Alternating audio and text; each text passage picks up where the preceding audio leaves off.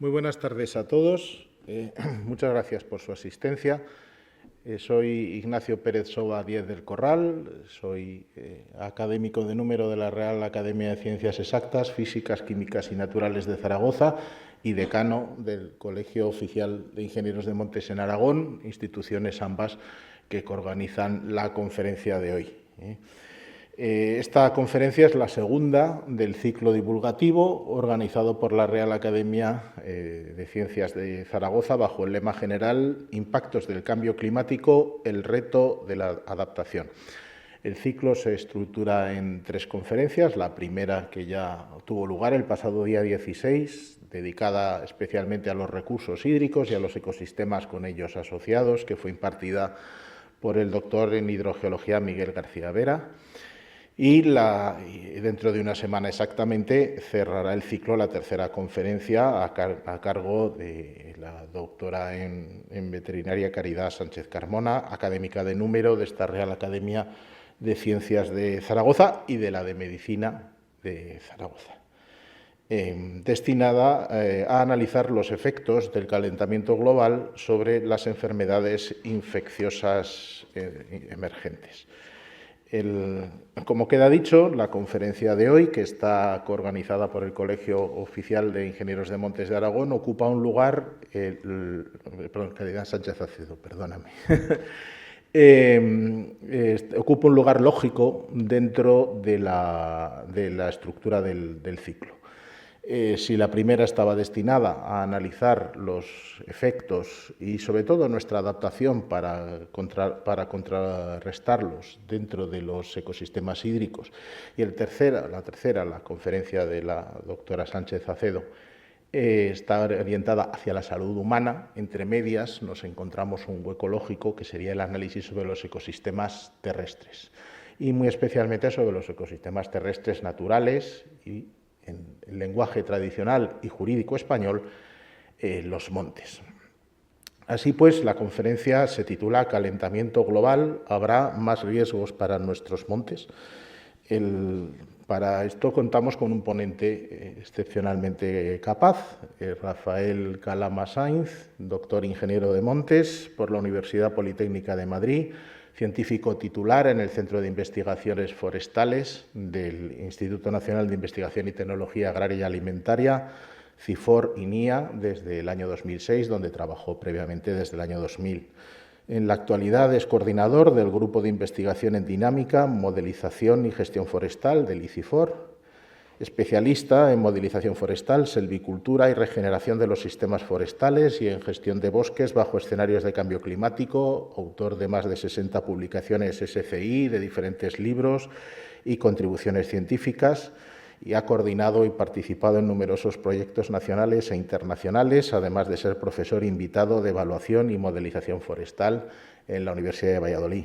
Sus líneas de investigación principales, y que justifican la invitación de esta Real Academia que tan amablemente y generosamente ha aceptado, se centran en la dinámica y en la regeneración de los sistemas forestales, en la modelización de la capacidad de absorción de carbono por los distintos compartimentos de estos ecosistemas y en la producción no maderable. Así ha desarrollado herramientas de apoyo a la gestión forestal como tablas de producción, modelos de crecimiento, esquemas de silvicultura, planes de adaptación de los montes a nivel europeo, nacional y regional, y en la actualidad es coordinador del proyecto de transferencia entre el Ministerio para la Transición Ecológica y el INIA sobre información forestal, cambio climático y sumideros de carbono atmosférico.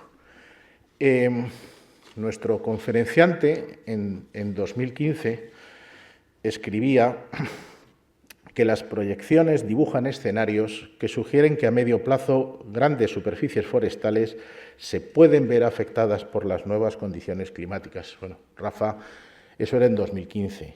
Parecía que podrían verse. Hoy, en 2024, basta recorrer la carretera de la autovía de Zaragoza y Teruel y vemos grandes superficies forestales que están afectadas seriamente por las nuevas condiciones climáticas. En efecto, en la península ibérica, el incremento de la temperatura ha provocado en la vegetación un incremento de la evapotranspiración potencial. Por lo tanto, la tendencia va hacia una mayor aridez y un mayor déficit de humedad en la vegetación. ¿Y qué está causando esto? Pues el desplazamiento de especies forestales por cambio de estas condiciones, extinción y sustitución de especies, muy visiblemente aumentos de los procesos de decaimiento, reducción del crecimiento, pérdida de vigor vegetativo, defoliación, mortalidad, asociados con procesos de sequía y ocurrencia de temperaturas estivales extremas, o la aparición de nuevos agentes nocivos o su multiplicación, plagas, patógenos, incremento de las perturbaciones abióticas como incendios de mayores dimensiones de los normales, cambio en la productividad primaria de los ecosistemas mediterráneos, etc. Ante eso, la adaptación de la que nos hablará el doctor Calama se basa fundamentalmente en la ingeniería de montes, en la aplicación de la ingeniería de montes a la gestión de las masas forestales, en la selvicultura. Una selvicultura para la adaptación al cambio climático es la principal respuesta técnica a estos impactos que son el presente, son ya observados, más los que previsiblemente podamos esperar a causa del calentamiento global. En nuestro país ha pasado a ser absolutamente frecuente la consideración de estas consideraciones en la práctica de la selvicultura y de la ordenación de montes. Y se está implantando paulatinamente también en la planificación a largo plazo estratégica. Por tanto, el objetivo de esta conferencia es contribuir a la divulgación en la sociedad de cuál es nuestra realidad y cuál es la respuesta de la ciencia y de la técnica ante los retos de adaptación al calentamiento global. Rafa, todo tuyo.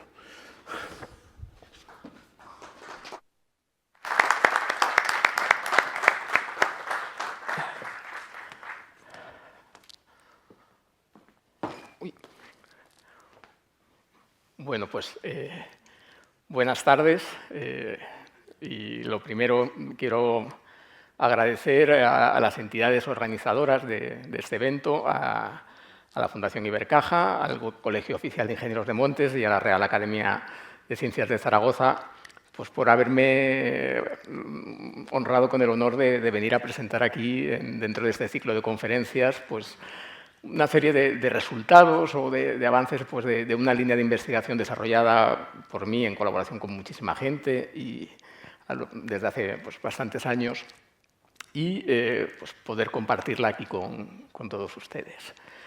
En particular quiero agradecer a mi amigo y compañero Ignacio Pérez Soba, el académico don Ignacio Pérez Soba, el haberme invitado y el haberme hecho esta presentación pues pues casi tan emotiva. Y muchas gracias. Y nada, pues voy a empezar. A mí me gusta empezar cuando vamos a hablar del calentamiento global, del cambio climático y de nuestros montes, de los impactos que hemos observado, de los que esperamos y de las herramientas que tenemos para adaptarlos. Me gusta empezar con un par de reflexiones, a lo mejor no muy ortodoxo, pero bueno. La primera es que si nos metemos en cualquier periódico, en cualquier navegador, ya ahora en Google, y ponemos bosques y cambio climático, noticias, nos puede salir esto. Realmente, muchísimos sistemas forestales están en alto riesgo asociado al cambio climático, pero a nivel global, en todo el mundo, desde las selvas, las laurisilvas de Canarias, los hayedos, los bosques de Murcia, de Alicante. O sea, realmente está claro que los bosques están sufriendo problemas, como bien ha indicado Ignacio, Nacho, por el cambio climático. Pero otra parte, resulta que parece que los bosques son parte de la solución.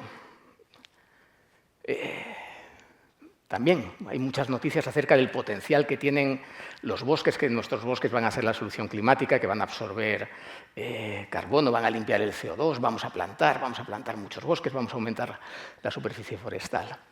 Realmente estamos en una dualidad, en una dicotomía, incluso una paradoja. O sea, los bosques forman parte del problema y parece que forman parte de la solución.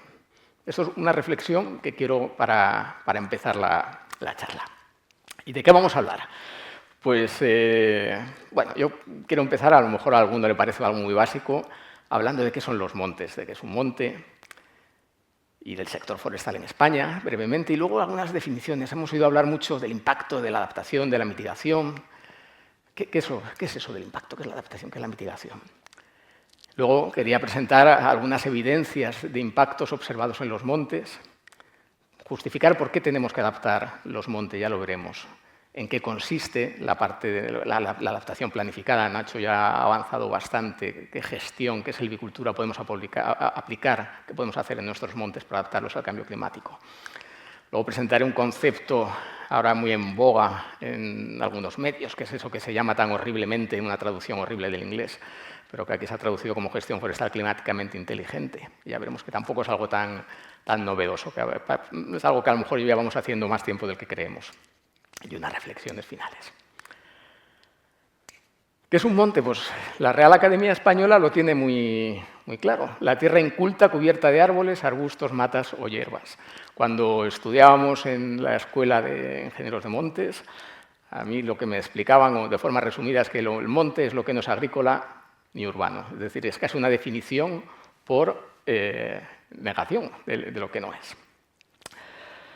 Y quizá a lo mejor hay algunos mitos asociados a los montes españoles, y el primero de ellos es que gente que piensa que vivimos en un país deforestado, en un país desértico, en un país que no tenemos bosques, y eso no es cierto. Realmente el 52% de la superficie total entra en esa definición de monte. 27 millones de hectáreas, es un trozo bastante grande. En el mapa lo podéis ver, las zonas en verde, en claro o verde oscuro, son distintos tipos de formaciones forestales. De ellas, 18 millones de hectáreas son arboladas, es lo que nosotros llamamos un bosque. Las otras 9 pues ya son matorrales, pastos, eriales, roquedos, masas con poca espesura como para que se pueda considerar un bosque. Somos el tercer país en Europa en superficie forestal, detrás de Finlandia y de Suecia y prácticamente con Francia. Tenemos más bosques que Alemania, y ya no digamos superficie forestal, y eso puede chocar. Y el famoso mito de la ardilla de Estrabón, que luego ni era de Estrabón, ni de Plinio, ni nadie sabe muy bien, parece ser que dicen que lo inventó Félix Rodríguez de la Fuente, pero bueno, que cruzaba la península saltando, yo creo que no habrá habido momento en la historia donde sea más fácil que eso se cumpla. Es decir, estamos en máximos históricos desde principios del siglo XX, bien por la acción repobladora de las administraciones forestales, bien por la ocupación natural de terrenos abandonados por la agricultura, tenemos unos incrementos de casi 7 millones de hectáreas en lo que es la superficie forestal arbolada, que se dice pronto. ¿Cuál es el problema? Que nuestros bosques no son como esos bosques que estamos acostumbrados a ver en Canadá, en la costa oeste americana, o los bosques boreales de Finlandia o de Suecia. Nuestros bosques tienen menores crecimientos, la mayor parte de la superficie forestal, sobre todo los del ámbito mediterráneo. Los bosques atlánticos no tienen nada que envidiar a los bosques del norte de Europa. Tenemos menor producción, menores crecimientos por estas condiciones, pero aún así producimos 18 millones de metros cúbicos en España. Viene a ser un metro cúbico, pues, para que os hagáis una tonelada, a lo vasto, un poco menos, que Nacho me mira para entendernos, 600 kilos de madera, un tronco de 8 metros de altura por 40 centímetros, un cilindro de madera por 40 centímetros de diámetro. Y aquí hay otro mito. Los crecimientos nuestros están en torno a 2 metros cúbicos por hectárea de año. Estamos cortando la mitad de lo que se podría cortar. Es decir, no estamos deforestando nuestros bosques por aplicar una gestión, por aprovechar un recurso renovable. Y tengamos en cuenta también que nuestros bosques proveen de muchos productos no maderables. Somos líderes mundiales en producción de corchos, de resinas, de piñones y otros servicios de regulación. Pues desde la fijación de CO2 a la protección frente a la erosión, la protección de las cabeceras de cuencas hidrográficas, la protección frente a torrentes. Pese a ello, solamente supone menos del 1% del PIB, pero si desde luego tuviéramos en cuenta valoráramos esos otros servicios, sería mucho más alto. Y luego que tenemos un paisaje forestal muy variado. en España. Y esto incluye desde eucaliptares en el... ¿Qué es aquí? A ver, ¿dónde era? Ahí.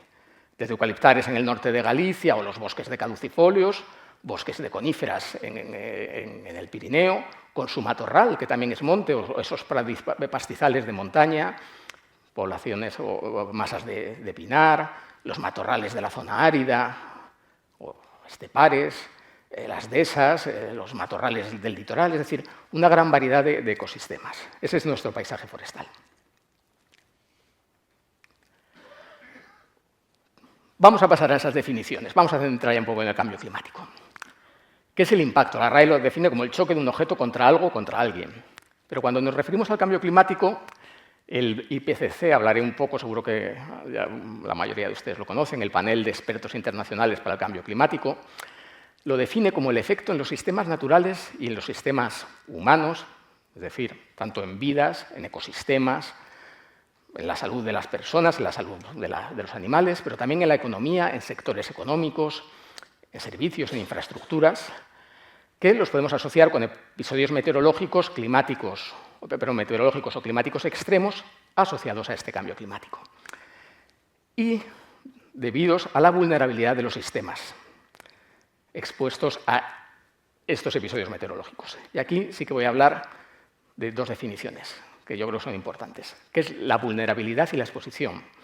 La vulnerabilidad es la predisposición que tiene el sistema a verse afectado de forma negativa por ese episodio extremo. No todas las especies son igual de vulnerables. Hay especies que resisten mejor la sequía que otras. Y luego está la exposición, que es el que un sistema, independientemente de su vulnerabilidad, se vea expuesto a ese agente, a ese episodio climático extremo. En el caso de los sistemas forestales y sobre todo de lo que son los vegetales, el tema de la exposición es complejo porque su desplazamiento como individuos no es posible y es como especie, es algo que veremos más adelante. En cuanto a la adaptación, la RAE nos lo dice, acomodarnos a las condiciones del entorno. Cuando nos referimos al cambio climático, la IPCC lo define como ese ajuste de los sistemas naturales humanos en respuesta a esos estímulos climáticos que hemos comentado, a esos impactos reales, porque ya suceden, o esperados, y el objetivo de esta adaptación es atenuar esos efectos perjudiciales u, ojo, explotar oportunidades beneficiosas. El cambio climático puede tener algunas oportunidades beneficiosas. A lo mejor en los sistemas forestales no tantas, pero en otros sistemas y en otros sectores puede que sí. Claro, ¿cómo puede ser esta adaptación? Pues tenemos distintas definiciones. Puede ser autónoma. Los sistemas tienen una capacidad autónoma de adaptarse, sobre todo los sistemas bióticos, los sistemas compuestos por seres vivos. Es la resiliencia, es decir, la respuesta al impacto. Yo respondo de una forma adaptándome. Ahí no intervenimos, es la evolución. O podemos intervenir, es una adaptación asistida. Y esa puede ser de dos formas. Puede ser reactiva o planificada. La reactiva es cuando intervenimos cuando ya se ha producido el problema. Ahí vamos a solucionar. Ya vamos tarde. Vamos a intervenir, pero como una respuesta al impacto. Y la planificada, que es la que nos interesa, es cuando, de forma anticipada, nosotros intervenimos sobre el sistema, al objeto de que cuando se produzca el impacto, nosotros ya tengamos ese sistema adaptado. Y por último, mitigar. Lo que es mitigar es intentar, la RAE lo dice como aplacar, disminuir, suavizar algo riguroso áspero. Aquí la RAE no se parece tanto a lo que define el panel internacional de expertos del cambio climático. Es cualquier intervención humana encaminada a reducir las fuentes emisoras,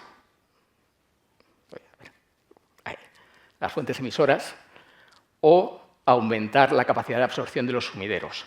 Realmente el sumidero natural, el único sumidero natural que actualmente puede ser manejado de forma eficiente por los seres humanos, son los bosques. ¿De acuerdo? Hay sumideros naturales en los océanos, hay sumideros naturales en la corteza terrestre, pero no está tan avanzada la gestión de esos sumideros como la de los bosques. Si alguien coge un informe, todos estos informes que elabora el panel de expertos, hay unos gráficos que relacionan estos tres conceptos, pero son bastante complejos esos gráficos. Entonces yo he preferido resumirlos centrados en lo que sean los bosques o los montes. Tenemos un sistema forestal, un bosque, una formación de matorral, con unas particularidades, unas propiedades, una composición, una estructura, una edad, que lo hace más o menos vulnerable ante un posible episodio de cambio climático. Como respuesta, puede haber una adaptación autónoma o ese sistema puede sufrir un impacto, en este caso de forma muy esquematizada, puede haber mortalidad, puede haber decaimiento, puede haber menos regeneración.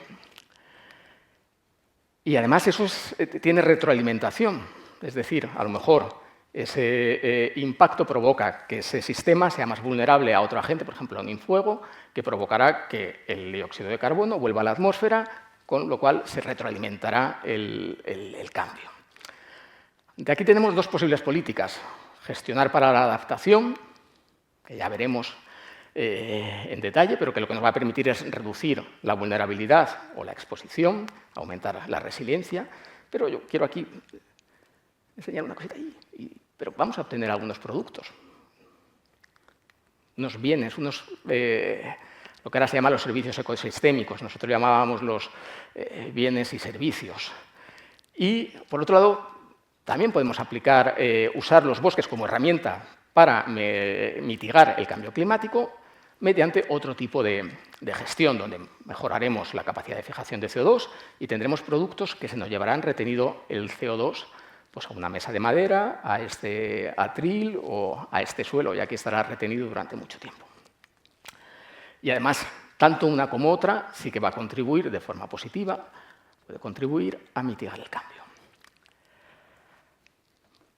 Seguramente el otro día en la conferencia ya hablaron, entonces voy a pasar rápido por estas diapositivas. El panel internacional de expertos es muy claro.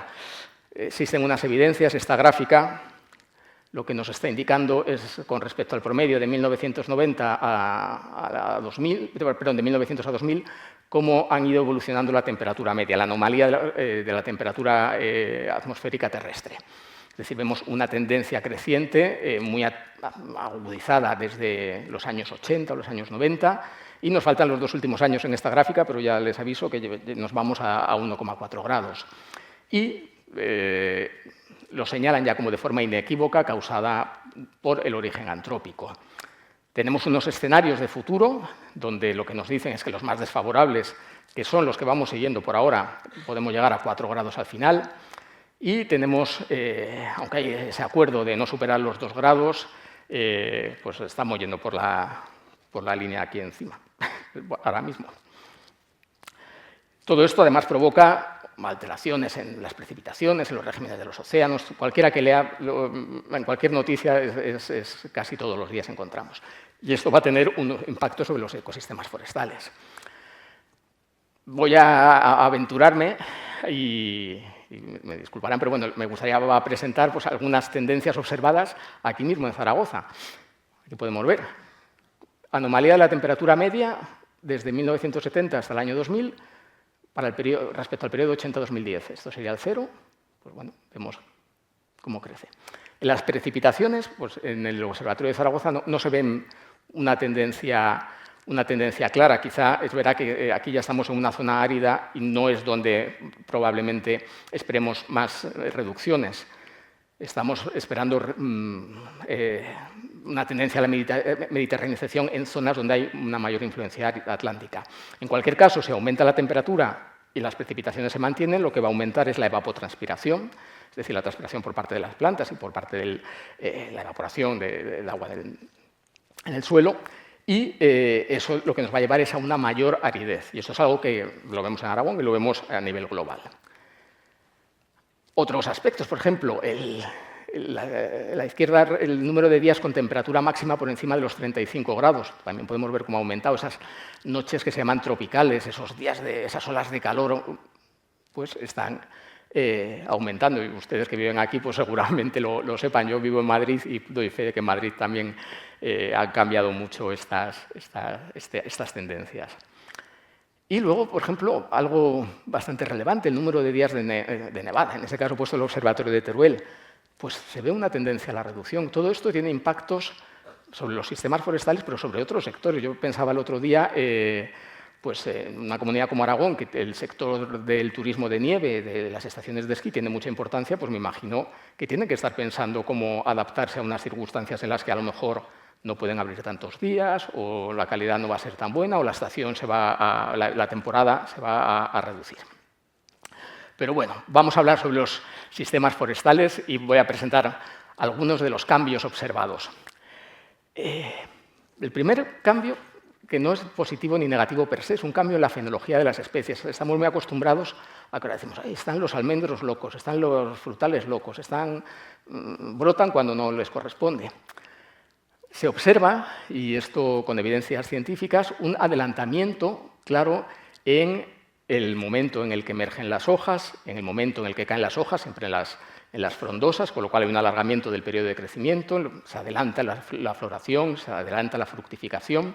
Este trabajo fue pionero, es muy curioso, no voy a comentar muchos trabajos, pero se realizó a partir de las observaciones de un señor que era maestro en Cardedeu, un pueblo en el Pirineo catalán, que durante 50 años él mantenía una estación meteorológica y apuntaba todos los años cuando veía el primer milano, o cuando salían las manzanas, o cuando salían, y así, de casi 50 especies vegetales y no sé cuántas especies animales. Y fue una evidencia durante 50 años tener esa monitorización. Cuando lo cogieron unos científicos, tuvieron estas evidencias. Esto tiene algunos peligros, por ejemplo, el peligro de heladas tardías, el que los perennifolios, la vida media se acorta, entonces hay que invertir más en hacer más hojas, y el desacoplamiento de ciclos entre animales y vegetales. O sea, no viven aislados los vegetales de los animales.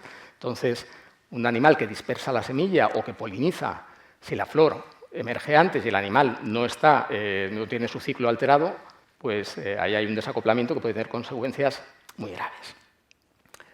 Observamos problemas en la regeneración natural de muchas especies forestales. Aquí voy a hablar de un caso concreto, los pinares en la meseta norte, pues la zona de Segovia, de Valladolid, de Ávila, que bueno, es donde desarrollo parte de mi trabajo. La técnica forestal, nosotros aplicamos unas cortas de regeneración, donde obtenemos un producto, a la vez que garantizamos la regeneración del monte. Pues con técnicas que antes funcionaban perfectamente, en los últimos años, en las últimas décadas, vemos que no se regenera. Es decir, más de la mitad de las zonas que estamos interviniendo para conseguir la regeneración no se regeneran. Algunas especies, como el pino pinastre, que es el pino resinero, o pino rodeno, no se regenera en absoluto. Esa zona no está regenerándose. Y lo que observamos es que hay elevada mortalidad de plántulas. Y lo que observamos, además, es que el clima controla la fructificación y la germinación. Esos son dos procesos claves. Si no tenemos semillas o las semillas que tenemos no germinan, difícilmente vamos a esperar regeneración. Entonces, vamos a ir a estos sistemas que tenemos a la derecha, zonas que tendríamos que estar regenerando y donde vemos que no se regeneran. Una cosa que también ha comentado Nacho, los fenómenos de decaimiento y mortalidad en distintas especies asociadas a mayor aridez. Esto es en otra zona donde también nosotros trabajamos bastante, en el Valle del Tietar y el Alberche, una zona que, pese a estar cerca de Madrid, era bastante húmeda, porque es donde la cara sur del sistema central, donde llegaban las precipitaciones, la influencia oceánica, y llovía bastante, pero era el límite, hasta ahí llegaban. Unos kilómetros más adelante ya no llegaban. Y en los últimos años ha reducido la precipitación allí. Y entonces estamos observando estos fenómenos de decaimiento y de mortalidad puntual, pero muy súbita. Ahí veis una foto, en cuestión de meses, un árbol que está sano se muere. Poco a poco, vamos viendo cómo va desapareciendo esa cubierta forestal. Otro ejemplo, el pino pinastre o el pino resinero en la meseta. En este caso ya no es tan puntual, sino ya empieza a ser en grandes zonas. Aquí podemos ver cómo hay áreas donde en un periodo de 4 o 5 años se ha muerto el 20% del arbolado, con procesos asociados a la sequía. O, por poner unos ejemplos más cercanos, que me han pasado las fotos compañeros de aquí, los servicios forestales del Gobierno de Aragón. Pues mortalidad, 2 ejemplos, en Pino Pináster o en Quejigo, en 2 localidades de Zaragoza. En este caso ya grandes manchas de individuos muertos. ¿Es el clima? Claro, esto tendríamos que hacer un poco de CSI. Realmente hay bastantes evidencias de que sí que es el clima. ¿Cómo lo podemos demostrar? Nosotros, a veces, podemos estudiar cómo han crecido los árboles sacando anillos, sacando testigos del tronco. Todos saben que los anillos del árbol nos permiten contar su edad. Quizá lo que no sepan o no son conscientes es que el ancho de ese anillo lo que nos indica es un indicador del estado hídrico del árbol, de lo que llovió. De hecho, se reconstruye el clima del pasado a través del estudio del crecimiento de los anillos de árboles, a lo mejor fósiles, o de árboles que están, de vigas que están en un monumento o en un edificio que se ha venido abajo. Pues al estudiar esto, que son estos gráficos que vemos a la izquierda, lo que vemos es que estos árboles que están con síntomas de decaimiento tras las últimas sequías tienen una caída. En este caso he puesto malos colores. Aquí el azul es el decaído y aquí el azul es el sano, pero en cualquier caso, tras una sequía se produce una caída. Eso es un indicador de que con alta probabilidad estamos detrás, la sequía está detrás de estos procesos. Lo que pasa es que a los bosques le pasa un poco lo de aquel refrán de que entre todos lo mataron y él solo se murió. Tenemos distintos factores. La sequía es lo que se llama un factor desencadenante, pero tenemos unos factores de predisposición. El suelo, el estado de la masa. Una masa intervenida puede ser más vulnerable al efecto de la sequía. Perdón, una masa no intervenida puede ser más vulnerable al efecto de la sequía que una masa adecuadamente gestionada. Suelos muy pobres o con poca capacidad de retención de agua puede ser más, significar que la formación forestal que está arriba es más vulnerable, o la propia idoneidad de la especie para la estación, puede ser que la especie no ha sido la adecuada en caso de repoblaciones para una estación determinada, eso le va a hacer que sea más vulnerable, por ejemplo, a la sequía. Y luego tenemos aquí las plagas y los hongos y los factores bióticos que a veces son lo que llamamos factores contribuyentes, que aprovechan que el bosque está en malas condiciones, que la sequía ha desencadenado y llegan ellos y lo terminan de complicar la situación. Otros impactos que vemos, hay cambios de distribución de especies y extinciones locales. Claro, si se van muriendo, la mortalidad, salvo en algunos casos, y lo que comentaba también antes Nacho, y ahora es cierto, es que ahora sí que vemos grandes superficies, que antes se veían procesos más puntuales, ahora hay grandes superficies. Conllevan extinciones. Cosas que se han observado, que en las montañas las especies tienden a subir. Claro, cada especie tiene su nicho, está habituada a unas condiciones. Entonces, si abajo hace más calor, pues a lo mejor la especie va subiendo en altitud. Ahí hay un ejemplo del confinamiento de las hayas en el macizo del Montseny, cómo va siendo reemplazado por la encina, que es una especie con requerimientos más termófilos.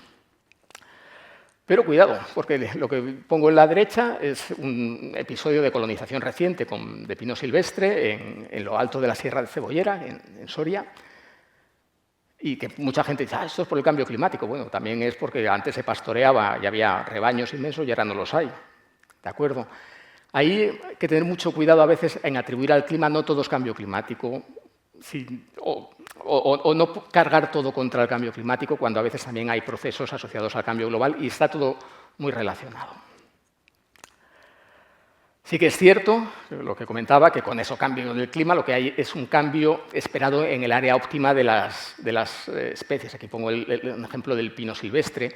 Estos modelos son están bastante contestados, sobre todo cuando empezaron, a lo mejor hace 30 años, 20, 30 años, pues eran un poco catastróficos, pronosticaban la desaparición de las especies en un ámbito de 20 años, y aún se siguen leyendo este tipo de trabajos.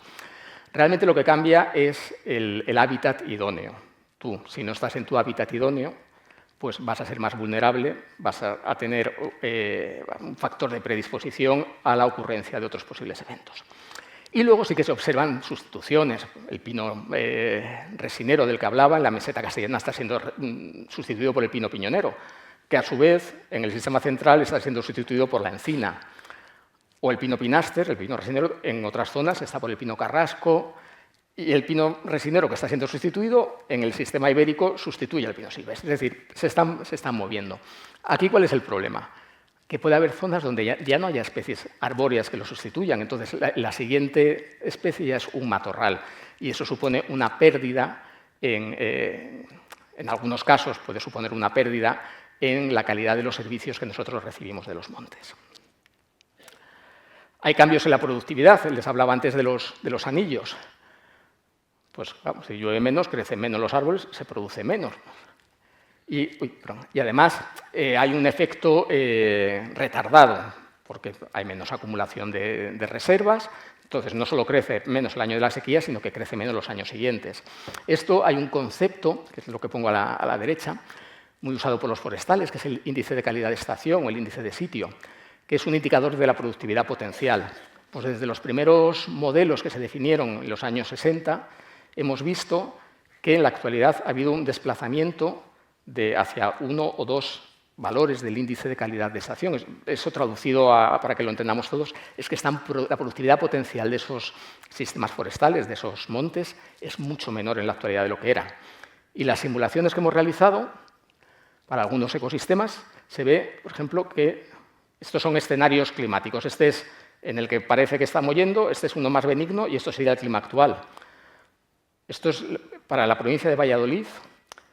Lo que esperaríamos, por ejemplo, de cortar, lo que se cortaría en unas circunstancias normales, como una gestión forestal normal, vemos cómo desciende, pero también de otros servicios, por ejemplo, de otros productos, las piñas, de los que tenemos los piñones, también desciende, o la resina, la fijación de CO2, y al final el valor o lo que puede percibir un propietario por esos montes. Esos valores están un poco subidos porque también se considera la fijación de CO2. Son unos estudios económicos que los consideran, pero en cualquier caso, quedamos con la idea. Vamos a percibir, el propietario va a percibir menos ingresos de sus montes en estos escenarios. Puede haber cambios en la dinámica de los agentes bióticos, pues lo que decía. El clima no solo afecta al árbol, afecta a la plaga, afecta al hongo, pero además es que normalmente el insecto se mueve más rápido que el árbol. Y aquí vemos cómo esto representa en Sierra Nevada la procesionaria. Todos seguro que habéis visto la procesionaria con sus bolsones, que antes afectaba solamente a los bosques de Pinus nigra, que llegaban hasta los 1.600 metros, y ahora con el calentamiento ha empezado a afectar a los bosques de pino silvestre que ocupaban un piso superior. Claro, estos tampoco han podido ir a ningún lado, porque el desplazamiento de las plantas es mucho más lento, y la procesionaria ha visto un nicho nuevo donde alimentarse. Otras cosas más problemáticas, por ejemplo, pues, hay especies que antes solo tenían un ciclo, ahora tienen varios ciclos, con lo cual se alarga el periodo que pueden afectar a las plantas. O también, y esto es relacionado con el cambio global, nos entran muchos patógenos exóticos, el más preocupante quizá el nemátodo del pino, que es un nemátodo que mata realmente a los pinos, al pino resinero. Y ahí vemos como además en escenarios de cambio climático se parece que se va a dispersar de una forma mucho más rápida. Y bueno, yo en incendios no soy especialista en incendios, pero es un tema que preocupa. Es cierto que todos esperaríamos un aumento en la frecuencia de incendios. Hay menor humedad de la vegetación, mayor inflamabilidad, mayor periodo de riesgo, mayor frecuencia de olas de calor, que son los factores de predisposición para que se extiendan los incendios forestales.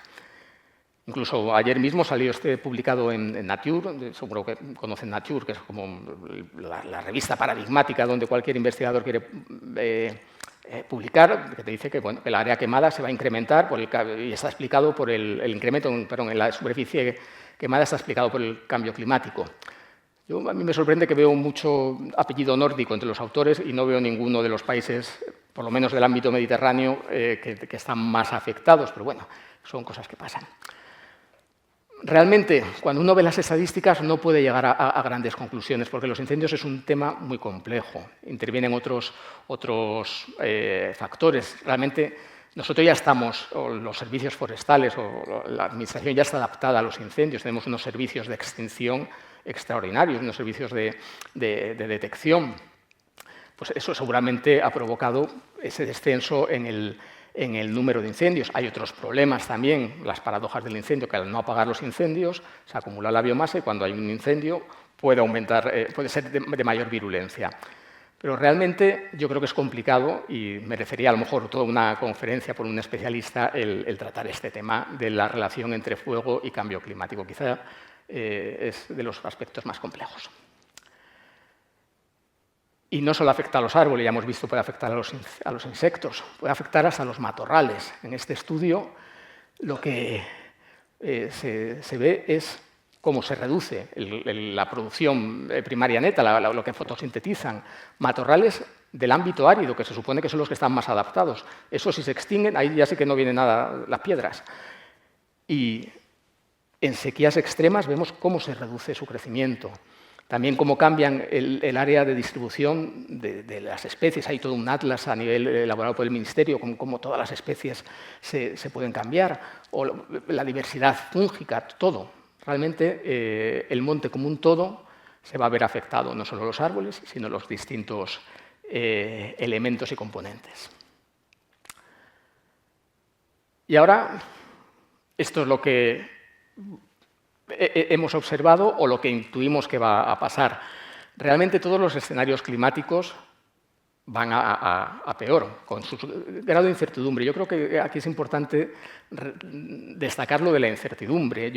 Cuando alguien habla sobre lo que va a pasar dentro de 20, dentro de 30, dentro de 40 años, con mucho va a ser esto, yo creo que es importante indicar la incertidumbre. Lo que pasa es que cuando todos los modelos, todas las tendencias, o todas las simulaciones apuntan a una tendencia, eso ya nos tiene que empezar a preocupar. Pero no nos fiemos solamente de lo que nos diga un modelo, que a veces es un titular muy fácil. Hemos visto lo que le pasa a los montes.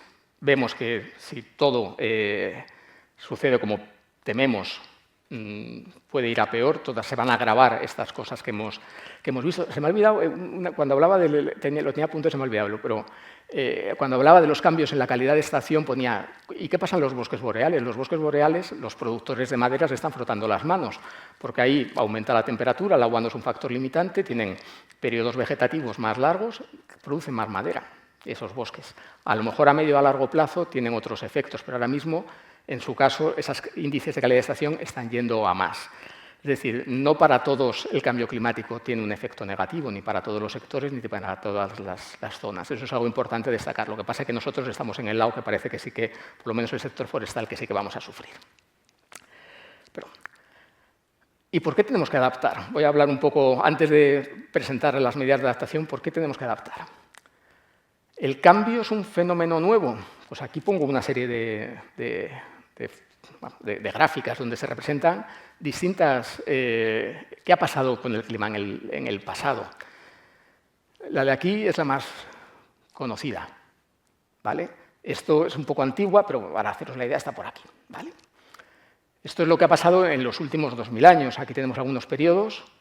Pues en la Edad Media, al comienzo de la Edad, al final de la Edad Media, entre el siglo XI, el siglo XIII, el siglo XIV, hubo un óptimo cálido. Y luego vino la pequeña edad del hielo. Nosotros realmente estamos saliendo de la pequeña edad del hielo, que ocupó el 1600, 1700. Pero bueno, es verdad que no alcanzamos la situación actual de anomalías.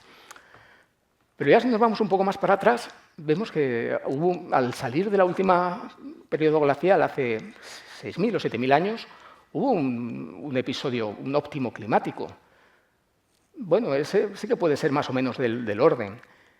Y si nos vamos, por ejemplo, ya el cuaternario y todo el periodo glacial, vemos que hay grandes oscilaciones en las temperaturas. Incluso ha habido máximos pues, hace 150.000 años.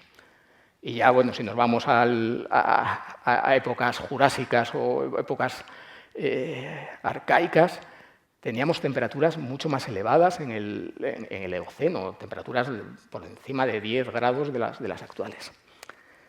Claro, el clima ha sido un constante y hay que tener en cuenta una cosa, que los periodos cálidos no siempre han sido desfavorables para el desarrollo de la humanidad, ni mucho menos. Siempre dicen que el óptimo medieval fue el origen del Renacimiento, la salida de esa época oscura del comienzo de la Edad Media y y bueno, pues, el Renacimiento. Y este óptimo aquí, el origen del Neolítico. Y aquí las primeras expansiones del Homo sapiens y la ocupación de pues, lo que antes era el terreno de los neandertales. Allá atrás pues no podemos, no teníamos, no estábamos aquí. Y eso se ha traducido, y aquí pongo unas idealizaciones muy infantiles, pero bueno, en un cambio en la cubierta vegetal y en la fauna. ¿Qué es lo que quiero decir? Que los sistemas naturales han evolucionado a lo largo de la historia y se han ido adaptando a los distintos cambios en el clima. Tienen una capacidad de adaptación autónoma, esa que comentaba al principio. Entonces, bueno, aquí pongo otro ejemplo, incluso los hayedos. Los hayedos son los bosques de hayas, para a lo mejor los que no sean tan conocedores del ámbito forestal, los consideran como unos bosques paradigmáticos, unos sistemas forestales históricos que siempre han estado aquí. Son muy recientes. Aquí vemos la expansión tras la glaciación, quedaban algunos reductos en el Pirineo y en las montañas, y de ahí, cuando mejoraron las condiciones, se han ido extendiendo. Muchas zonas de hayedos en España son muy, muy recientes, mucho más recientes que otras especies.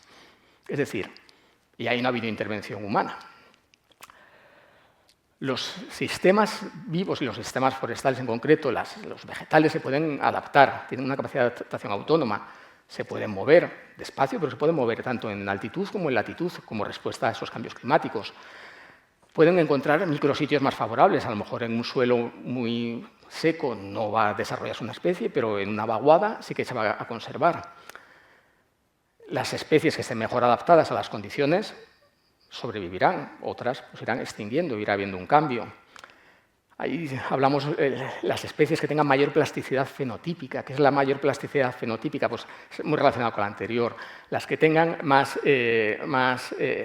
respuestas externas. Pues una planta que pueda tener hojas con pinchos y hojas sin pinchos, pues a lo mejor resiste mejor a la sequía que una planta que tenga unas características, solamente hojas sin pinchos que pierdan o que tengan menos capacidad a lo mejor de retener agua o de resistir un herbívoro.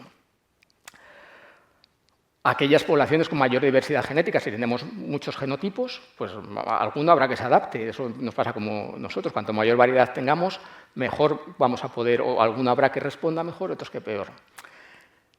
Y la variación epigenética, es decir, igual una planta puede desarrollar un mecanismo a lo largo de su historia vital para adaptarse que puede ser transmitido a su progenie. Entonces, ¿para qué vamos a adaptar? Si las plantas, los sistemas naturales, los bosques tienen una resiliencia, tienen una capacidad autónoma de los sistemas forestales. ¿Por qué planificar? Nacho, tranquilo, que tiene respuesta.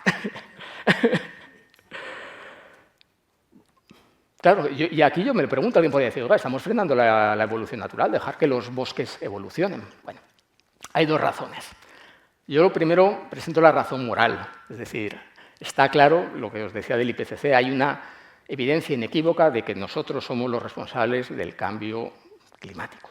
Sé que hay gente que podrá estar a favor o en contra, yo no soy especialista en los modelos climáticos, entonces, bueno, yo me creo lo que me dice gente con evidencias científicas. Luego hay una responsabilidad hacia las generaciones futuras. Claro, si lo hemos hecho nosotros, parece que debemos comprometernos con las generaciones futuras y darles un patrimonio, y en este caso un patrimonio natural, un patrimonio de biodiversidad, al menos igual, o por lo menos lo mejor posible. Esto se deriva mucho a partir de un informe de Naciones Unidas, el informe Brundtland, pero bueno, yo creo que es algo que viene de antes, seguramente es una percepción que tendrían muchas personas antes de este informe. Y luego, porque realmente es que no se lo hemos puesto fácil a los sistemas biológicos para evolucionar naturalmente. Hemos fragmentado las poblaciones. Entonces, si antes una especie tenía un terreno donde desarrollarse, a lo mejor ahora en medio hay un pantano, o un animal pues, tiene un canal o tiene un terreno agrícola que le va a costar mucho trasladarse o moverse por ahí. Y luego que la velocidad del cambio del clima, es mucho más rápido que la velocidad de adaptación autónoma. Para que os hagáis una idea, se calcula que el nicho óptimo de unas especies se está desplazando como 10 kilómetros al año. Eso ahí hay estudios, entre 1 y 10 kilómetros al año. Mientras que la especie, ese sería el potencial, puede ir siguiéndolo a un ritmo 10 veces menor, entre 100 metros y 1 kilómetro al año. Es decir, no puede ir siguiéndolo sus condiciones óptimas. ¿De acuerdo? Esas serían las razones morales, pero luego tenemos una razón económica, una razón que yo incluso llamaría egoísta. Es así, los bosques nos dan múltiples servicios a la sociedad, múltiples bienes. Ya los hemos comentado al principio, desde bienes, desde productos de interés comercial, la madera, los piñones, el corcho, las resinas, a servicios de regulación, la fijación del CO2, etc. Claro, si el cambio climático está afectando a los sistemas forestales, nos está afectando a estos servicios esenciales. Y esto puede acarrear problemas a nuestro bienestar. Y eso, a lo mejor por ahí empezamos a pensar que es necesario. La adaptación lo que tiene que garantizar es que podamos proveer estos bienes y servicios, tanto ahora como para las generaciones venideras. Y por eso es por lo que, bueno, por lo menos en mi opinión, creo que tenemos que adaptar. Pero tenemos que quedarnos con una idea, y es que adaptar no es perpetuar el sistema actual. Si este es nuestro sistema, nuestro bosque, tenemos que pensar que si no adaptamos y vamos a esa adaptación reactiva, cuando ya ha sucedido el problema, a lo mejor tenemos que intervenir aquí. Y a lo mejor si adaptamos, llegamos a otro escenario. A lo mejor es un escenario distinto. Lo que tenemos que conseguir es que el sistema, llevarlo a un estado que lo mejor posible se ajuste a las nuevas condiciones existentes del medio ambiente y de las condiciones climáticas, pero que nos garantice que siga proporcionando esos bienes y esos servicios a la sociedad. ¿Y para ello qué hacemos? Pues intentar integrar esta adaptación al cambio climático en toda la planificación a todas las escalas de la gestión de los sistemas forestales y de los sectores. No solo los sistemas forestales, a lo mejor el sector de producción de la madera, los aserraderos se están adaptando, las fábricas de tableros, todo el mundo del sector forestal tiene que ir detrás.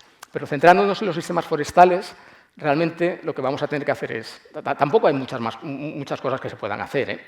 Bueno, hay muchas cosas, pero que se pueden sintetizar en un corto número de puntos. Favorecer esa capacidad de las especies, esa capacidad inherente de las propias especies y de los sistemas, reducir el riesgo de ocurrencia de aquellos procesos que puedan aumentar la vulnerabilidad de los sistemas forestales, aumentar la resistencia de los sistemas y minimizar el impacto. Aquí pongo un ejemplo de algunos informes, el del Plan Nacional de Adaptación al Cambio Climático. Yo no he colaborado, pero en los otros he tenido la suerte de poder colaborar a nivel regional o internacional o nacional, donde planteamos este tipo de actuaciones. Y ya, para entrar y avanzar rápido, alguna serie de principios o cosas en qué consiste la adaptación de los bosques. Pues lo primero que tenemos que tener en cuenta es que si queremos hacer una gestión para adaptar los bosques, tenemos que apoyarnos en la mejor información disponible. ¿Por qué? Porque lo que tenemos que saber es cuáles son los impactos y las vulnerabilidades de nuestros montes, qué impactos hay y qué impactos vamos a esperar. Tener un conocimiento experto, un conocimiento científico y ante ello plantear una serie de respuestas. Y aquí pongo una serie de ejemplos. Información forestal hay muchísima. Desde los sitios de ensayos que mantenemos los centros de investigación, a los inventarios que hacen los servicios forestales, al inventario nacional que hace el Ministerio, al inventario que hacen en Europa. Pues toda esa información es muy rica si somos capaces de armonizar y compartirla y ponerla en común. Y en eso, por ejemplo, nosotros, con el Ministerio de Transición Ecológica, estamos haciendo un esfuerzo por intentar integrar este tipo de información, que son indicadores de cosas que pueden estar sucediendo en los montes. Toda esta información. Importante armonizarla y hacerla disponible. La gestión debe ser flexible, anticipada y localizada. ¿Esto qué consiste? Nosotros cuando estudiábamos la silvicultura antes parecía que tenía unos patrones muy rígidos, venía de una ingeniería con un marcado carácter a veces incluso civil, se definía el turno, decía los pinares de pino silvestre se cortarán a los 120 años, haciendo una clara a los 30, a los 60, a los 90, donde tiene que dejarse las calidades de estación tal, tantos metros cúbicos.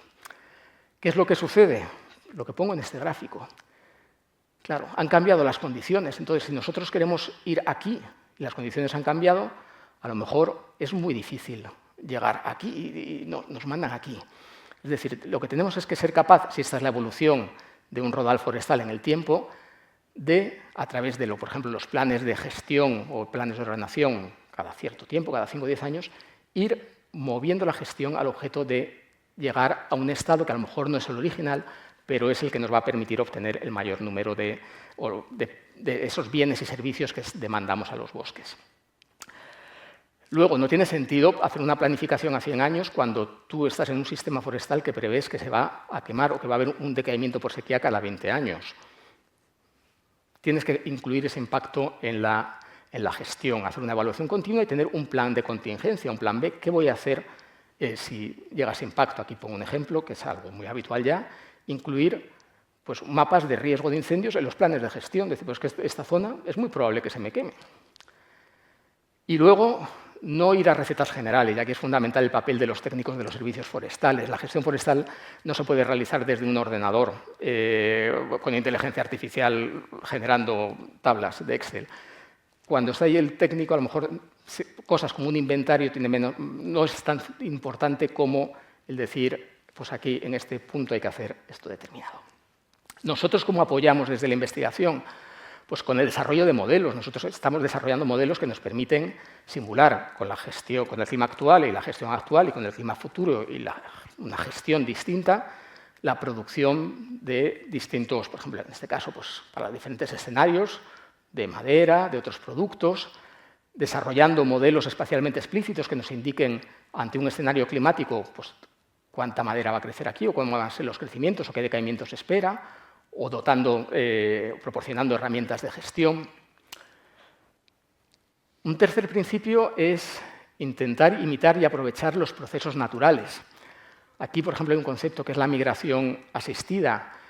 Si nosotros hemos interrumpido los canales naturales de migración, a lo mejor podemos ayudar de alguna forma. Vamos a introducir esta especie donde pensaríamos que podría llegar y a lo mejor no ha llegado, o a lo mejor donde creemos que puede el nicho óptimo que va a tener dentro de 50 o 100 años. Seleccionar en las repoblaciones especies, genotipos, procedencias con mayor tolerancia y favorecer e imitar los procesos de regeneración y sustitución. Si aquí tenemos un pinar de pino pináster y lo que vemos que de forma natural se regenera es el pino piñonero y la sabina, empeñarse en que esto sea un pinar de pino pináster nos va a costar mucho esfuerzo y nos va a costar mucho dinero y a lo mejor no obtenemos lo que nosotros queremos. A lo mejor es más fácil decir, vamos a cambiar la especie principal. Aquí pongo otro ejemplo, los islotes, usar pequeños, en vez de repoblar a todo un territorio, pues a lo mejor un terreno agrícola que ahora está activo o que se prevé que pueda estarlo, simplemente se crean unos pequeños islotes con encina en este caso y se confía que si el día de mañana, cuando esto haya crecido, distribuido por todo el espacio, si esto se abandona, pues sea más fácil de ocupar que si tenemos el encinar pues, a 2 o 3 kilómetros. Aquí pongo un ejemplo de cosas que hemos hecho nosotros en este ámbito, relacionado con la regeneración, que os comentaba que no se regeneraban los pinares.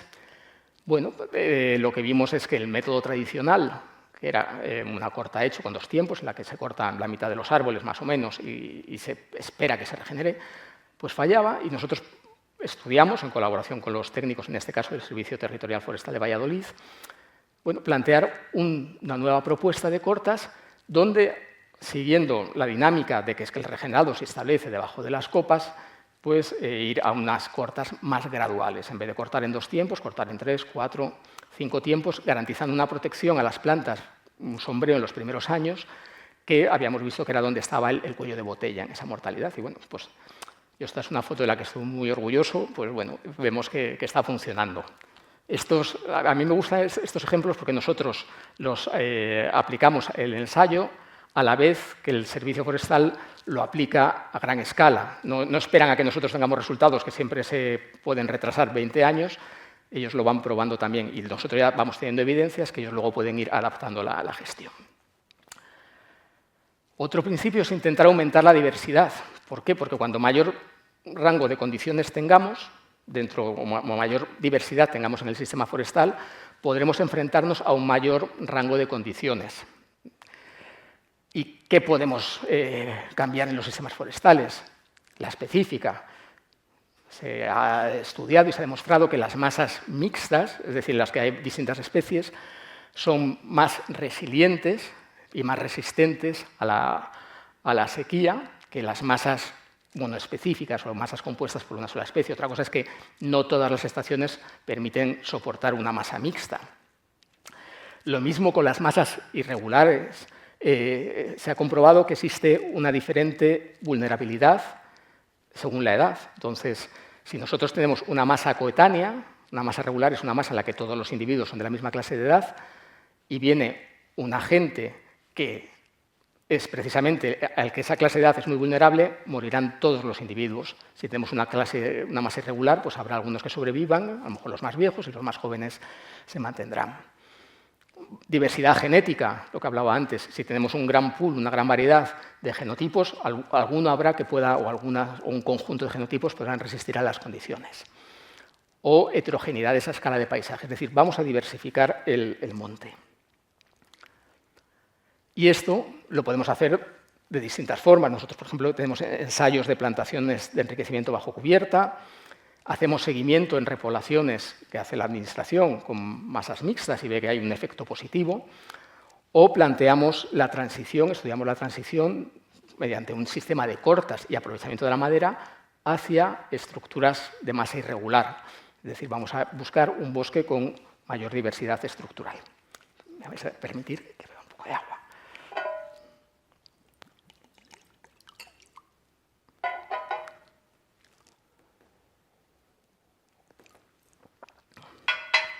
Disculpa. El quinto principio es que nos vamos a centrar en promover la resistencia individual. Yo creo que se entiende claramente. Si identificamos cuál es el impacto más probable, vamos a ver cómo podemos mejorar la resistencia del individuo, y si mejoramos la de los individuos en global de todo el sistema, frente a este impacto. Aquí os pongo un ejemplo de lo que es la aplicación de un tratamiento silvícola de los claras. En este caso eran clareos porque bueno, se aplica a una edad muy temprana donde no había un aprovechamiento comercial. Y proponíamos en los pinares en la meseta con problemas de decaimiento por sequía diferentes intensidades de intervención. Esto es si no intervengo y diferentes intensidades de intervención. Igualmente, empezamos con un ensayo local que a la vez se estaba aplicando a gran escala en el monte. ¿Qué es lo que hemos visto? Pues que a lo largo de todos estos años de seguimiento, 18 años de seguimiento, en esas masas en las que hemos intervenido son más resistentes a la sequía, tenemos mayor crecimiento, mayor producción de biomasa, tenemos periodos vegetativos más largos, mayor producción de piña y más precoz. Es decir, hemos mejorado las condiciones mediante la intervención, las condiciones que tendríamos si no interviniésemos, interviniendo. Otro ejemplo, crear condiciones favorables cuando hacemos repoblaciones forestales. Aquí bueno, pongo una serie de ejemplos, pero desde utilizar planta de calidad, planta mejorada en el vivero, planta endurecida en los viveros, o procedencias adecuadas a condiciones de sequía, selección de la densidad de población, de la composición, de la densidad de plantación, aplicar el tratamiento. Ahí es importante, de preparación del terreno más adecuado, pues aquí pongo un ejemplo, pues microcuencas con retroaraña, o aplicar protectores, es decir, hacer todo aquello que nos garantice que esa plantación va a sobrevivir. Y un último principio es gestionar ecosistemas, no conjuntos de árboles, y es considerar la importancia que el resto de elementos del sistema tienen en el monte. Desde la vegetación accesoria, que antiguamente pues, en algunos planteamientos de gestión directamente se eliminaba porque se pensaba que perjudicaba a lo mejor a la especie principal, a estudiar y considerar en la gestión pues, el papel de la fauna, de dispersores, de los herbívoros, garantizar en la gestión forestal la conectividad para las poblaciones que pueden tener interés, para la microfauna. Y aquí os pongo dos ejemplos. Un manual de gestión forestal sostenible que hicieron los compañeros del Servicio Territorial de Valladolid, donde consideran la gestión forestal sostenible con aves y corópteros, y un ejemplo que me enseñaron aquí compañeros del Servicio Forestal de Zaragoza, que me llevaron al Moncayo, una cosa tan sencilla como generar de forma artificial madera muerta. La madera muerta parece que va a ser la solución, porque bueno, la madera muerta es verdad que son nichos para descomponedores, para insectos, y bueno, pues con algo tan sencillo como de las cortas, pues dejar unos troncos en pie, y eso generas un punto de madera muerta, un foco de madera muerta, donde se puede ser el nicho pues, para fauna o para otro tipo para hongos. Es decir, bueno, una cosa a mí me pareció muy interesante y por eso lo pongo, y agradezco que me lo enseñaran. Ya voy a ir terminando, pero quiero volver al principio. ¿Os acordáis? Esto lo contaba, y claro, yo os he hablado de los impactos, del cambio climático un poco y de la adaptación. Y me diréis, ¿y esto de la mitigación aquí? ¿Esto lo hemos olvidado? Pues es que no puedo alargar más, pero sí que quería comentaros este palabra de la gestión forestal climáticamente inteligente. Parecía que cuando hablábamos de la gestión para la adaptación o para la mitigación eran cosas distintas, e incluso se llegó a plantear así. Hay bosques que tenemos que adaptar, que tenemos que proteger, y hay bosques que vamos a usar para mitigar el cambio climático, y eso no tiene sentido. Realmente todo tiene que utilizarse para mitigar y todo tenemos que proteger y adaptar. Y eso es lo que se ha dado en llamar ahora la gestión forestal climáticamente inteligente, que es una traducción horrible del Climate Smart Forestry, que yo invito a los compañeros forestales y al que no lo sea, que si se le ocurre alguna traducción mejor, pues que lo diga. Y que incluye otro concepto, que es los servicios ecosistémicos, la provisión de servicios por parte de la sociedad, que parecía que también nos olvidábamos. Ya tenemos que adaptar los bosques o mitigar el cambio climático, y el señor que aprovecha la madera, pues que se olvide de su madera. Y esto simplemente, es que por eso digo que no es algo tan novedoso, es incluir la adaptación al cambio climático y la mitigación en los objetivos específicos de la gestión forestal sostenible, que es algo que nosotros, los forestales en España, llevamos aplicando por lo menos desde que se fundó el Cuerpo de Ingenieros de Montes allá por mediados del siglo XIX. Y ahí está lo que es la definición de la gestión forestal sostenible, pero que en el fondo plantea una serie de cosas que nosotros las estudiábamos, que es perpetuar y mejorar los sistemas forestales mediante la gestión, el incremento de la superficie forestal y las existencias y la multifuncionalidad. Y eso coincide con los principios que nosotros estudiamos de la ordenación clásica de los montes, la persistencia, la sostenibilidad y los rendimientos. Simplemente, para hablar un poquito de mitigación, la mitigación lo que nos pide es promover una gestión integral que abarque toda la cadena de valor y que aumente la superficie forestal, reduzca la deforestación, aumente la capacidad de fijación de CO2 por parte de los bosques, incremente el almacén de carbono y la vida útil de los productos. Lo que decía, pues si conseguimos que la madera se destine a productos que van a durar mucho tiempo, a muebles de gran calidad que van a estar 100 años en nuestras casas, pues ahí estará el carbono retenido. Pero lo que es fundamental es que garanticemos la persistencia y la multifuncionalidad de los montes. Y eso, aquí simplemente lo que quiero indicar es que no todo es compatible. Hay principios de la adaptación que no son compatibles con los principios de la mitigación. En la adaptación buscamos, a lo mejor, tener diversidad genética o tener diversidad de especies, y en la mitigación se plantean plantaciones clonales a turno corto, que tienen mucha validez, pero hay incompatibilidad. Entonces, lo que quiero indicar es que primero tendríamos que garantizar la persistencia, la perpetuación de los sistemas forestales, porque si no, no vamos a poder garantizar la provisión de servicios. Y el primer servicio que no vamos a garantizar es la mitigación. Si no adaptamos los bosques a las nuevas condiciones, no vamos a poder utilizar esos bosques para mitigar como herramientas para mitigar el cambio climático.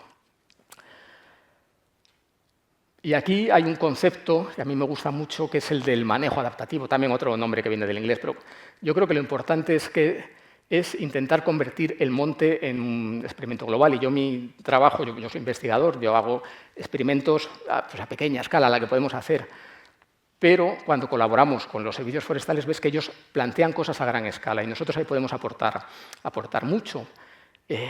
Convirtamos el monte en un experimento global, hagamos cosas, ellos como técnicos forestales, y nosotros podamos apoyar, por ejemplo, en el seguimiento de las actuaciones que ellos hagan, planteemos propuestas que respondan a sus necesidades y que ellos puedan apoyarse en nuestros avances en la gestión.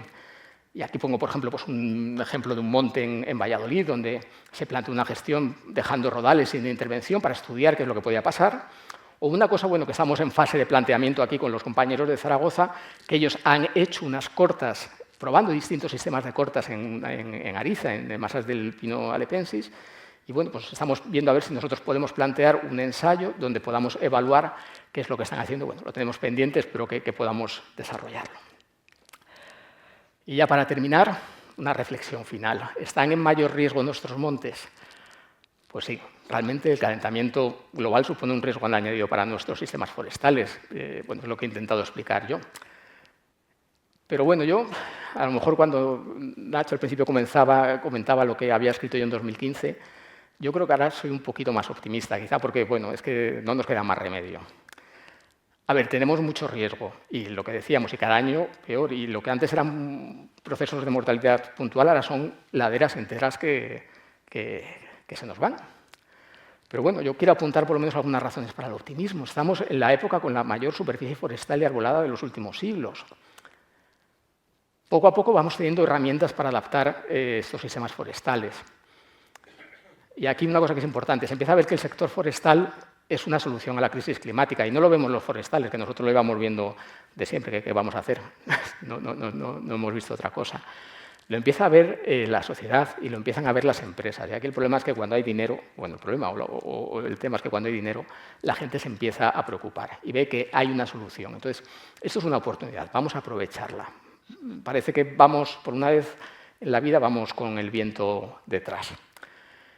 Y hay una conciencia verde en la sociedad, y esa conciencia es positiva. Entonces, vamos a convencer a la gente de la importancia de nuestros montes. Me van a permitir aquí un poco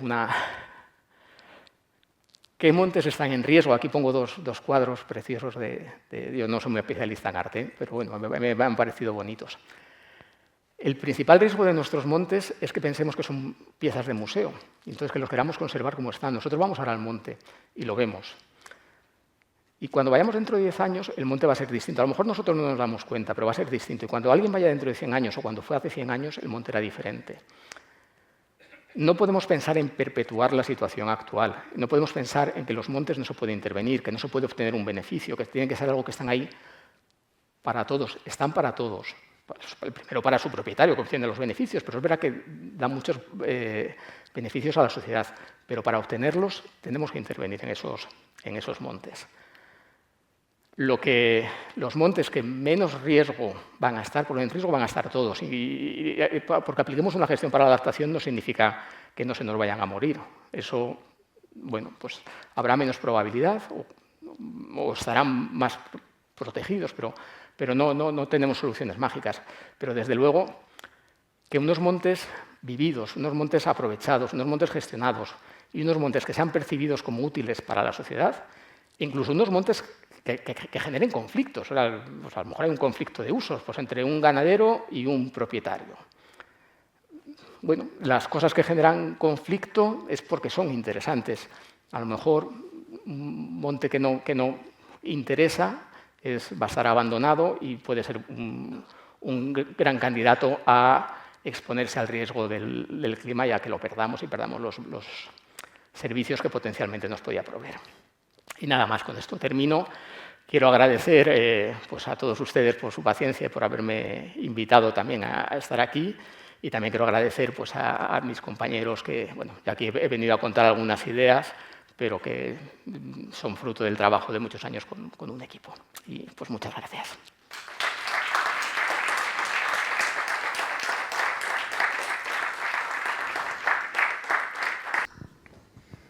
Hola, buenas tardes. Muchas gracias por la presentación, la verdad es que me ha gustado bastante. Yo trabajo aquí en la Universidad de Zaragoza en un grupo que estamos un poco interesados en adaptar, en generar nuevas herramientas para el estudio de erosión, pérdida de suelo, demás y demás. Y la verdad es que, igual que hay nuevas amenazas, también hay muchísima tecnología que se está desarrollando en los últimos años, un poco que es multiobjetivo. Me gustaría saber su opinión o su comentario sobre todas estas nuevas herramientas de satélites, de modelos computacionales, de tecnología LIDAR para monitoreo. ¿Cuál es su opinión sobre las expectativas de esta tecnología? ¿Cómo pueden ayudar a la planificación forestal y a un poco a aumentar la resiliencia de esta planificación de los sistemas forestales? A ver, hoy en día, por ejemplo, los sensores remotos nos permiten tener un seguimiento, una monitorización casi a tiempo real de lo que le suceden a los bosques. Hay una serie de parámetros que podemos obtener, por ejemplo, de los satélites del Sentinel o de Landsat, que nos pueden indicar, por ejemplo, parámetros de estrés hídrico. También nos pueden indicar cosas en España no es habitual, pero en los bosques tropicales hay una corte legal. En España, por suerte, pues hay unos servicios forestales y prácticamente toda la intervención en los bosques está regulada. Pero sí que nos permiten, por ejemplo, ver el perímetro de un incendio casi a tiempo real. Tenemos herramientas que se apoyan en esos sistemas de información geográfica que nos permiten detectar dónde intervenir en ese incendio. Incluso nos han permitido identificar zonas de mayor vulnerabilidad, zonas donde tendríamos que intervenir en caso pues, no quería hablar solo de incendios, que se detecte un fenómeno de decaimiento. Es decir, claro, todo eso hay que verlo como herramientas de apoyo que nos han permitido cambiar la escala. Nosotros, los forestales, nos hemos tenido que adaptar. Aquí todo el mundo se adapta, como decía mi amigo Nacho. De partir de unos inventarios por muestreo, un muestreo estadístico, que podíamos medir una parcela cada kilómetro o cada 500 metros, a tener por primera vez una visión global de todo el monte, de alguna serie de variables, y eso pues, tiene unas potencialidades, es algo muy, muy útil. ¿Qué es lo que pasa? Yo lo comentaba en algún momento de la charla, que tampoco no nos podemos olvidar del monte. Es decir, el monte enseña mucho y los que pasamos, por suerte, pues mucho tiempo en el monte nos enseña. Entonces, que un plan de gestión, un proyecto de ordenación, se tiene que apoyar en todas. El proyecto de ordenación es el elemento básico de la gestión forestal, a escala de monte, hay otras escalas, pero lo que dice qué tenemos que hacer, qué vamos a hacer y cómo está el monte y cómo esperemos que esté en el futuro. Se tiene que apoyar en todas estas herramientas, pero también en la propia visión del bosque, porque al final son sistemas vivos y desde dentro, o sea, desde fuera se ven muy bien, pero también hay que verlos desde dentro. Pero desde luego que son unas herramientas que han cambiado por completo la planificación y la gestión forestal y han facilitado mucho todo el trabajo de gestión. O sea, el poder ver un monte entero desde el Google en tu casa, pues es que o ver qué zonas están quemando, o ir con un GPS que te localiza un árbol en concreto, un nido, una cosa, pues es que son unas herramientas que hace no iba a decir, hace 20 años, pues era algo, 30 años era algo fuera de toda imaginación. Y entonces son herramientas que tenemos que apoyarnos y que vayan cada vez a más, pero sin perder la perspectiva, a veces. ¿Alguna pregunta más? No. Bueno, pues muchísimas gracias, se lo he dicho a todos por su asistencia. Muchas gracias al doctor Calama y, por supuesto, les animo fuertemente a asistir a la tercera y última conferencia del ciclo divulgativo, exactamente dentro de 7 días, miércoles 30 de octubre, también a las 19 horas, el cambio climático y el incremento de enfermedades infecciosas emergentes, por la doctora doña Caridad Sánchez Acedo, buena compañera de esta Real Academia, presidenta de la sección de Ciencias Naturales y académica también de la Real de Medicina de Zaragoza. Muchas gracias, Rafa. Muchas gracias. Un aplauso para el conferenciante.